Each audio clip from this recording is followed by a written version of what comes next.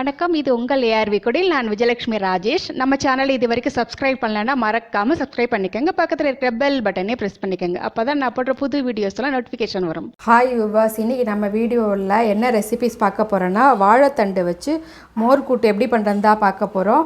அதுக்கு என்னென்ன பொருட்கள் தேவைன்னு உங்களுக்கு சொல்லிடுறேன். நான் ஒரு பெரிய சைஸ் வாழைத்தண்டை கட் பண்ணி எடுத்து வச்சுட்டுருக்கேன்.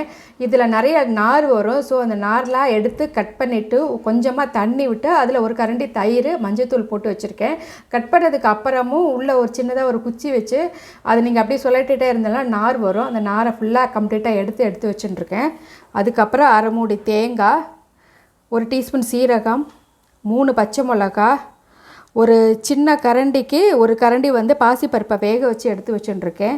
உப்பு, அரை கப் தயிர், அதுக்கப்புறம் பார்த்திங்கன்னா எண்ணெய், ஒரு டீஸ்பூன் பச்சரிசியை 10 நிமிஷம் ஊற வச்சு எடுத்து வச்சுட்டுருக்கேன். ஏன்னா தேங்காய், பச்சை மிளகா, சீரகம்லாம் அரைக்கும் போது இதே சேர்த்து அரைக்கணும்.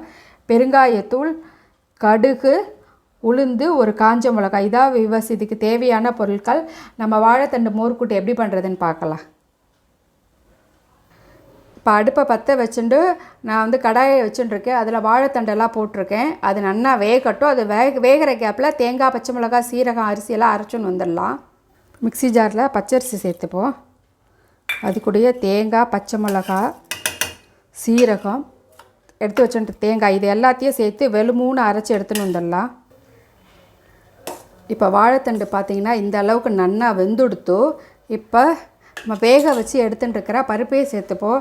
இதை நீங்கள் வாழைத்தண்டு மோர் கூட்டு, வாழைத்தண்டு கறி இதெல்லாம் அடிக்கடி சாப்பாட்டில் சேர்த்துட்டிங்கன்னா ரொம்பவே நல்லது. இந்த ஸ்டோன்லாம் இருக்காது. வயிற்றில் உள்ள அழுக்கு எல்லாத்தையுமே எடுத்துன்னு வந்துடும்.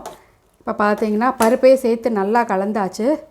அது கூடயே உப்பையும் சேர்த்துப்போம். நல்லா உப்பும் சேர்த்தாச்சு. இது கொஞ்சம் கொதித்து வரட்டும். இப்போ பார்த்திங்கன்னா நம்ம அரைச்சி விட்டோம் இல்லையா தேங்காய், பச்சை மிளகாய் எல்லாம், அதெல்லாம் சேர்ந்து லேசாக கொதி வெந்துடுத்தோ. இப்போ கொஞ்சமாக பெருங்காயத்தூள் சேர்த்துப்போம்.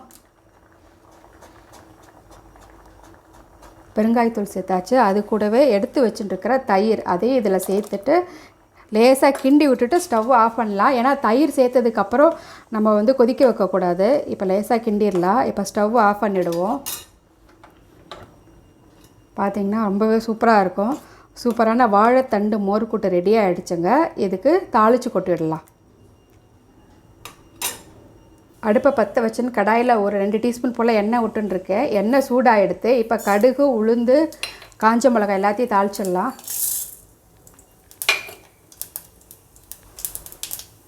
நல்லா பொரிஞ்சு வரட்டும். இப்போ இதிலே கருவேப்பிலையை சேர்த்துப்போம்.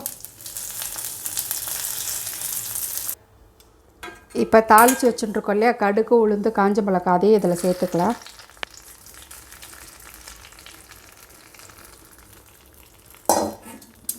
இது ரொம்பவே டேஸ்ட்டாக இருக்குங்க. வாழைத்தண்டு மோர் கூட்டு நீங்களும் அடிக்கடி செஞ்சு பாருங்கள்.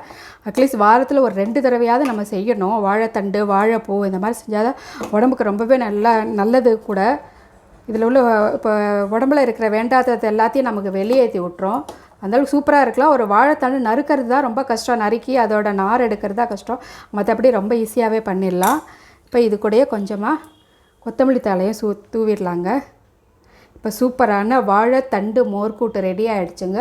உங்களுக்கு இந்த வீடியோ பிடிச்சிருந்தா மறக்காமல் நம்ம ஏஆர்வி குடியில் சப்ஸ்கிரைப் பண்ணுங்கள். நம்ம குடிலோடு இணைந்திருங்கள்.